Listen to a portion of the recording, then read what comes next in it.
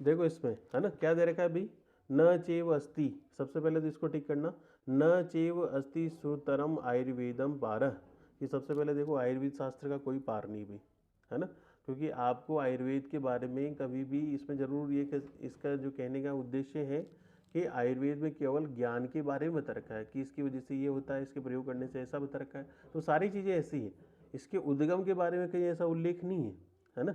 हालांकि जरा अपन संप्रदाय के अकॉर्डिंग अगर देखें तो उसमें क्या है, आत्रेय संप्रदाय है, धन्वंतरी संप्रदाय है, फिर कहाँ से कैसे उत्पत्ति, वो सारी चीज़ें बता रखी है, लेकिन अपने को उसको टिक करना भाई, न चेव अस्ति सूत्रम आयुर्वेदम पार, कि आयुर्वेद का कोई, आयुर्वेद शास्त्र का कोई पार नहीं, पहली बात। इसलिए क्या बता दिया भाई, तस्माद प्रमत्तम अश्वम अधियोग अस्मिनम गच्छेत, इसलिए क्या करना चाहिए भाई, प्रमाद रहित होकर के शास्त्र में हमेशा क्या करना चाहिए भाई, अध्ययन करना चाहिए, है ना, अध्ययन के लिए कह रहा है। उसके बाद देखो और क्या कह रहा है भाई, क्योंकि अगर अध्ययन करेंगे तो उसकी वजह से क्या होगा, या फिर अगर आपको कोई चीज़ बता रहा है तो उसको अपने को जानना चाहिए, तो यहाँ पे इस लाइन को टिक करना, देखो कृत्स्नम ही लोको बुद्धिमताम आचार्य शत्रु साम बुद्धिमताम, कि जो शत्रु है भाई, जो शत्रु व्यक्ति ऐसा समझता है तो उसके लिए तो क्या है, जो सारा संसार है वो तो उसके लिए शत्रु के समान ही होगा, और जो बुद्धिमान व्यक्ति है तो उसके लिए क्या है भाई, एक प्रकार से उसकी गुरु के जैसा होगा, क्योंकि उसको हर चीज़ में वो लेसन देगा, उसको सिखाएगा, है ना, तो यहाँ पे इसको टिक करना, कृत्स्नम ही लोको बुद्धिमताम आचार्यम शत्रुताम च बुद्धिमताम च, ठीक है भाई, आत्मश्य समीक्षम बुद्धिमताम अत्रिवश्य, ये सारी चीज़ बता रखा है, तो अपने को कोई ज़्यादा काम की चीज़ों को अपने को टिक करना है भाई। भिष्कम भिष्कम स संभाषित, कि जो भीषक है भाई, है ना, जो वेद्य है तो वेद्य को वेद्य के साथ ही संभाषा करनी चाहिए भी, तद्विद संभाषा ही ज्ञानम अभियोग सहर्ष करी भवती, क्योंकि उसके साथ ही जो आप संभाषा करोगी वही क्या करेगी, आपके ज्ञान को बढ़ाएगी, ठीक है भाई। और क्या बता दिया भाई, वे शारदम अपी च अभिनिवृत्ति, या फिर जैसे कोई द्रव्य है, कोई ऐसी टॉपिक है जिसको अपन भूल जाते हैं, है ना, तो डिबेट करने से वो चीज़ें अपने को याद हो जाती है, रिकॉल हो जाती है, जैसे कई बार मैं आप लोगों को पूछता रहता हूँ, तो उसके पीछे भी उद्देश्य यही है। उसके बाद देखो वचन शक्तिम च पद्ये, है ना, जैसे, या फिर और क्या बोला अभी, इसको टिक करना, पूर्व श्रुतम च संदेहवत, कि पहले जब आपने कोई सुना है लेकिन अगर उसमें कोई संदेह हो तो वो क्या होगी भाई, फिर बिल्कुल है ना रिफ्रेश हो जाएगी ना। पूर्वम श्रुतम च संदेह, कि पहले जब आपने सुना है तो उसमें संदेह था, पुनः श्रवणम च संशयम अपकर्षति, कि जब आपने उसको दोबारा सुन लिया तो जो आपका संशय है भाई वो दूर हो जाएगा, ठीक है, इसको टिक करना। उसके बाद देखो श्रुते च संदेहम वचम भूयो अधिवासनम च अभिनिवृत्ति, टिक नहीं करना है अपने को। इसके अलावा दूसरी चीज ये भी याद रखना कि जैसे कोई डिबेट होती भी है ना, कि इसमें देखो क्या कह रहा है अभी, है ना, यच्चे आचार्य शिष्याणाम श्रुवेशु प्रसन्नम क्रमेणोपदिश्यते, कि जिसको कई बार जो खुद के गुरुजी है तो वो शिष्य को बताते हैं भी, है ना, तो उन चीज़ों को गुहाम अभी कह रहा है भाई, गुहा मतलब जो छिपे हुए भाव है, अभिमतम अर्थ जातम ततः परस्परम सहजल्पम पिंडेन विजिगम पुरुषा सहर्षात, कि जो छिपे हुए इसके जो खुद के पर्सनल एक्सपीरियंस है तो वो वहाँ पे संभाषा में उनको सहज स्वरूप में ही बोल देगा, उनको इजीली बता देगा, क्यों, क्योंकि अपना जो पांडित्य को सिद्ध करने के लिए, इसलिए क्या कह दिया अभी, तस्माद तद्वि संभाषा ही अभिप्रशंसी कुशला, इस वजह से जो कुशल व्यक्ति है भाई तो वो किसकी प्रशंसा करते हैं भाई, कि वो तद्वि संभाषा की ही प्रशंसा करते हैं, ठीक है भाई, इसको याद रखना इंपॉर्टेंट है ना, कि द्विविधम तू खलु तद्वि संभाषा भवती, कि तद्वि संभाषा दो प्रकार की होती, कौन कौन सी, संध्याय, संध्याय को बोल दिया अनुलोम, है ना, और दूसरा तरीका विग्रह संभाषा, विग्रह को क्या बोल दिया भाई, प्रतिलोम, ठीक है भाई, तो अनुलोम संध्याय संभाषा और विग्रह को प्रतिलोम बोल दिया, तो दोनों का अपने को याद रखना है। उसके बाद देखो क्या कह रहा है भाई, अब यहाँ पे क्वेश्चन नंबर 17 में बता रखा है, संध्याय संभाषा की बात कर रहा है, क्योंकि संध्याय संभाषा में आपको कहीं भी जो आपके विरोधी है ना वो विरोधी नहीं मिलेंगे, वहाँ पर केवल बिल्कुल जो शांत चित्त से होने वाली, जहाँ पर एक कहने वाला कह रहा है भी, है ना, और दूसरा वाला उसको इजीली चीज से मान रहा है भी, तो जहाँ पर अनुनय विनय से या प्रेम प्रेम ऐसे इस टाइप से मान करके बिल्कुल एक दूसरे के, है ना, बिल्कुल समझ जाते हैं, ऐसे ऐसा बता रखा है, इसको अपन ऐसे कैसे, जहाँ पर क्या हो, तत्र ज्ञानम विज्ञानम वचन प्रतिवचनम शक्ति संपन्नम कोपन अकोपनम, है ना, कि जहाँ पर क्या हो कि ज्ञान विज्ञान वचन प्रतिवचन की शक्ति हो, जहाँ पर क्रोध रहित हो, जहाँ पर कोपन मतलब कोई भी क्रोधी नहीं हो, है ना, या फिर विद्यानम असूयकम, कि जे एक दूसरे से क्या करो भाई, गाली गलौज भी ना करे भी, है ना, या फिर अनिंदित अनुनय विनय कह रहा है इसमें सेकंड लाइन में देखो, अनुनय कोविदनम क्लेश सेन, कि क्लेश को नहीं उत्पन्न करने वाली प्रिय संभाषणम च ससंदाय संभाषा विदिति, इसको टिक करना भाई, है ना। तो संदाय संभाषा की क्या बात कर रहा है कि जो वक्ता है भाई, वो वक्ता कभी अपनी चीज को थोपने की भी जरूरत नहीं करेगा भाई। ये नहीं है जैसे कई बार अगर कोई गलत बोल दिया तो उसको ये नहीं है कि मैंने जो बोला है बस वो पत्थर की लकीर है, ऐसा कुछ नहीं है ना। तो यहाँ पर ऐसा होता है न च मोहाद एकांत ग्राही शातम, कि उसने जो बोला है, अगर मान के चलो उसने गलत बोल दिया, अगर उसका थोड़ा सा विरोध होता है तो वो उस चीज़ को मान लेता है, एक्सेप्ट कर लेता है ना।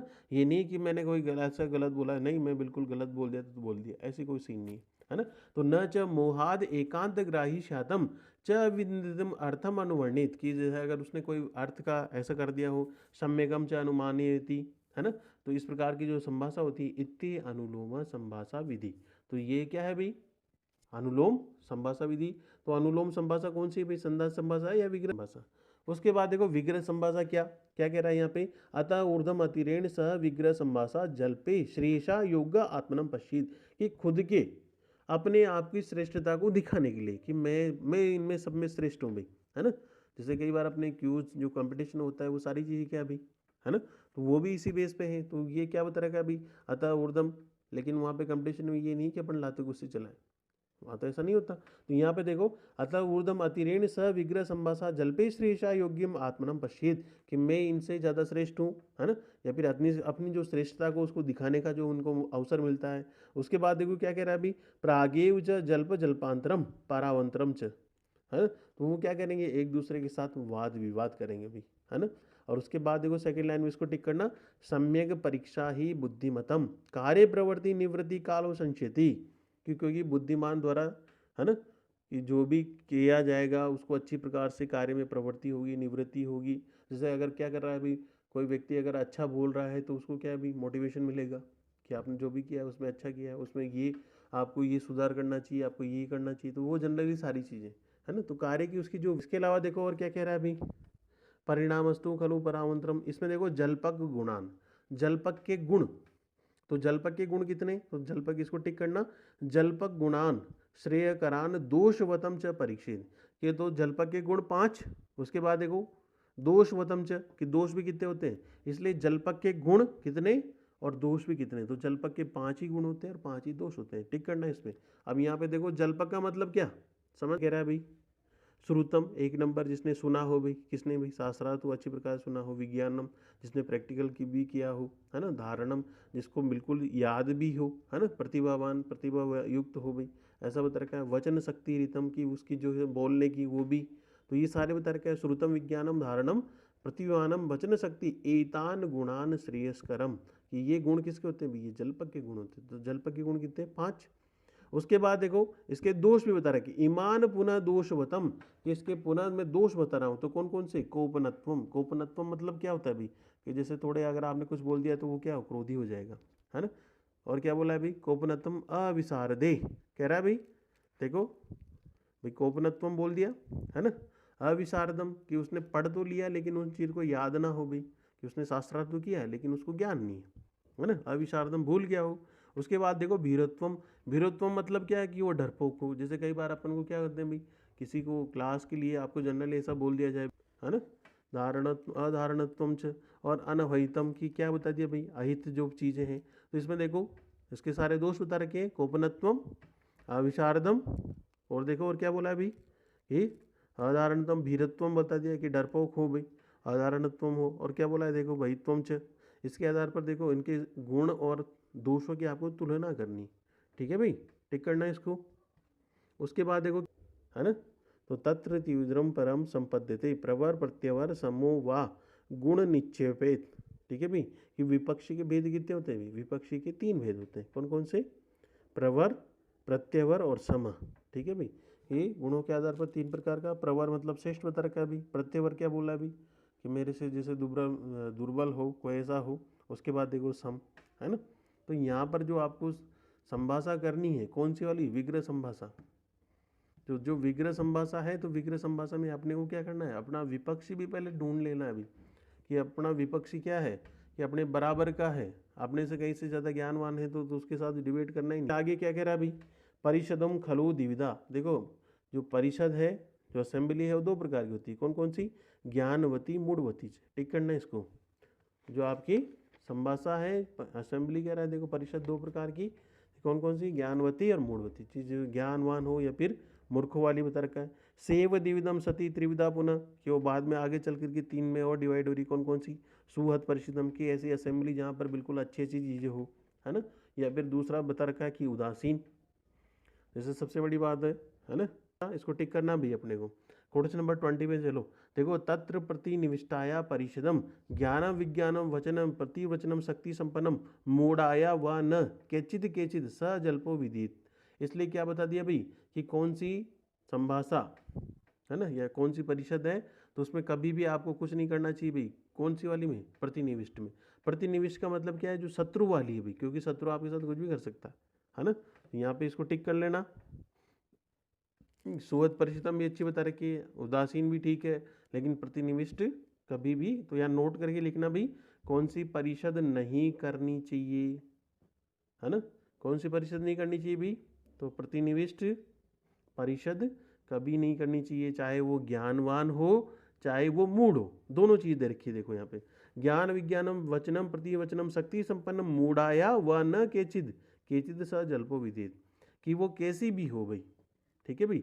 जो प्रतिनिविष्ट परिषद हो वो ज्ञानवान हो या फिर मूढ़ हो, उसको कभी भी नहीं करना चाहिए। प्रतिनिविष्ट मतलब जो शत्रु वाली है, ठीक है भाई। उसके बाद देखो आगे बता रखे हैं कि असेंबली में अपने आप को कैसे प्रूव करें भाई। तो यहाँ पे देखो, है ना, 21 पे बता रखा है कि किसी भी चीज़ को अगर आपको क्या करना है डिबेट में, जैसे आपके पर्दे के लिए सुहद परिचितम वाली ही करनी चाहिए भाई। प्रत्यवरणम, है ना, ही करें। तू सह सम्मानम अभितम विग्रह जलपता सुहद परिचितम कहती था कि जो अच्छी लगे हृदय को वही करनी चाहिए भी। इसके अलावा देखो और क्या कह रहा है भाई। अब यहाँ पे कुछ ऐसे पॉइंट बता रखे हैं, तो यहाँ पे कुछ ऐसे पॉइंट है जिनको आपको क्या करना है भी। 8 ऐसे 9 पॉइंट बता रखे हैं कि किसी भी आपको जो आपका प्रतिद्वंदी है तो उसको किस प्रकार से हराना है, इन 9 पॉइंट को अपने को जानना है ना। तो इसमें देखो क्वेश्चन नंबर इसी में देखा है, देखो अथा उदासीनम परिचितम श्रवणम ज्ञानम विज्ञानम धारणम वृत्ति वचन प्रतिवचनम शक्ति संपन्नम च, सारे गुण बता रखे हैं, तो इन पे अपने को टिक नहीं करना। इसमें यहाँ पे देखो 1 2 3 4 5 याद रहेगा। देखो श्रुतहीनम, कि अपने प्रतिद्वंदी को आप कैसे हराएं। तो कैसे हराएं भाई? श्रुतहीनम सहता सूत्र पाठहीन अभिवेत, कि जैसे कई बार ऐसे कोई लंबे लंबे अपन कोटेशन उसको फेंके, पहला तो वो बता दिया। श्रुतिहीनम सहता, कि उसने कभी सुने ही नहीं हो। अगर आप ऐसे कोटेशन लंबे लंबे फेंकोगे, सूत्र पाठेन अभिवेतम च, वो बता रखा है कि आप ऐसे ऐसे उसके सामने बोलो तो उसको कुछ पल्ले नहीं पड़ेगा। उसके बाद देखो विज्ञानहीनम च पुनः, कि जिसने प्रैक्टिकल वर्क कभी किया ही नहीं हो तो आप उसके बारे में बताओ। या फिर उसके बाद देखो कष्ट शब्दीन वाक्य, कि आप उसके सामने ऐसे कठिन शब्द बोलो, जैसे तंत्रयुक्तियां हैं ऐसे तंत्रयुक्ति बोलो, कठिन शब्देन वाक्य। या उसके अलावा देखो वाक्य धारणम हीनम, कि जो सामने वाला है भाई, जो आपका द्वंदी है, तो वो क्या है भाई कि कई बार उसकी इंद्रिया भी है, अगर जैसे बूढ़ा है तो उसको सुनने में कम दे रहा है भाई, तो इस प्रकार के वाक्य बोलो कि उसको सुनाई कम दे, है ना। तो यहाँ पे वाक्य धारणम हीनम, या फिर अगर आप उसको जो कहना चाह रहे हो तो उसको क्या है समझ में ही नहीं है, वाक्य धारणम हीनम च। या फिर विद्यम दीर्घ संकुलम च वाक्य दंड के, या फिर ऐसे जो क्लिष्ट हो संकुल हो, है ना, कि इस प्रकार के वाक्य बोले तो उसके बिल्कुल कुछ पल्ले ही नहीं पड़े, ठीक है भाई। या उसके बाद देखो प्रतिभाहीनम, की वो सामने वाला हो बिल्कुल ज्ञानवान भी नहीं हो, उसमें प्रतिभा भी कुछ नहीं हो भाई। इसके अलावा देखो पुनः वचने एक अनेक अनेकों अर्थम चिन्हानी, कि एक ऐसा कुछ ऐसे शब्द बोलो जिनके एक अर्थ कई सारे अर्थ निकले भी, है ना। जैसे कई बार ऐसे बोलते हैं कि ये औषध इसमें देना चाहिए लेकिन इसमें फायदा होगा भी सही या नहीं होगा, मतलब डाउटफुल कर दो उसको। तो यहाँ पे कहना पुनः वचनम से अनेक विधानम अर्थ वचनम, या फिर एक शब्द की जैसे अलग अलग सिनोनिम हो गए भी। जैसे मिथुन का क्या होता है भाई, मिथुन शायद भी होता है, मिथुन राशि भी होती है, इसके अलावा और भी होता है ना। ये दो के योग के लिए भी बता दिया तो वो है। उसके बाद देखो वचनम शक्तिहीनम अर्धोतस्य, है ना, कि जो उसको सुनने में ही जिसकी जो इंद्रिया है वो भी शक्ति से, उनकी प्रबल रूप से सुनने में दिक्कत आए भी, शक्तिहीनम से। इसके अलावा देखो वाक्य आक्षेपणम, है ना, किसी चीज को बारे में कंफर्म नहीं बताना, जैसे कई बार अपन को बिल्कुल कंफ्यूज कर दो उसको, वाक्य आक्षेपणम, कि उसके पूछे भी तो इस प्रकार से पूछे, आक्षेप पूर्वक पूछे। या फिर उसके अलावा देखो अविशारदम पत्रेण, कि वो भाई साहब जो है वो सामने वो निपुण ही नहीं हो भाई, है ना, अच्छा इंटेलिजेंट ही नहीं हो। उसके बाद देखो कोपनम असेनम च, अगर किसी जैसे अगर सामने वाला आपका जो प्रतिद्वंदी है, प्रतिद्वंदी को अगर उसको गुस्सा आता हो तो उसको क्या कर दे भाई, कोपित कर दे, उसको सामने वाले को इतना इरिटेट कर दे वो क्या हो जाए भाई, उसको गुस्सा आ जाए, है ना। या फिर उसके अलावा देखो कोपया आसानी च भीरुत्वम च वित्रासीन, जिससे कोई डरपोक है भाई, जिसे जिसे कभी बार बेचारे ने कभी स्टेज पे गया नहीं हो, है ना, तो आप क्या करोगे, उसको स्टेज पर ही इस प्रकार से ऐसा डरा दो, है ना। तो क्या बता दिया भाई, भीरु च वित्रासीनम च अनअहितम च नियमनम देती, ये सारे गुण बता रखे थे कि कितने हैं ये, कि एक प्रकार से अगर यहाँ पे, है ना, विग्रहम कथे युक्तम युक्तम च न निवारित, कि जो युक्तिपूर्वक जो बातें कही गई है भाई, जैसे अगर कोई युक्तिपूर्वक अगर जो विग्रह संभाषा वाला भी है, जो आपका प्रतिद्वंदी है भाई, अगर वो भी कोई युक्तिपूर्वक बातों को कह रहा है तो उनको मान लेना चाहिए भाई, ठीक है। तो ये कहने के पीछे उद्देश्य यही है, विग्रह कथे युक्ता नाम युक्तम न च निवारित विग्रह भावम तीव्र केशाचितम द्रोहात, कि उनका कभी भी अभिद्रोह नहीं करना चाहिए भाई, है ना। फिर उसके अलावा देखो और क्या कर दिया, आगे क्या कह रहा है भाई, न कार्यम अस्ति क्रुद्धस्य न वाच्यम अपि विद्यते, यहाँ पे देखो एक चीज बता रखा है कि क्रोध देखो ऐसी चीज है जहां पर न कार्यम अस्ति, कोई भी ऐसा कार्य नहीं है जो उसमें बिगड़े नहीं, और न वाच्यम अपि च विद्यते, ऐसा भी कोई भी ऐसे कोई वचन नहीं है जो वो न बोले, ठीक है भाई, दोनों चीज के लिए कहते हैं। इसलिए कभी भी क्रोध में कुछ भी नहीं करना चाहिए भी, न तो कोई कार्य करना चाहिए न कुछ बोलना चाहिए भी, तो ये इंपॉर्टेंट है, रेफरेंस के रूप में भी कर लेना भाई, न कार्यमस्ति क्रुद्धस्य न वाच्यम अपि विद्यते।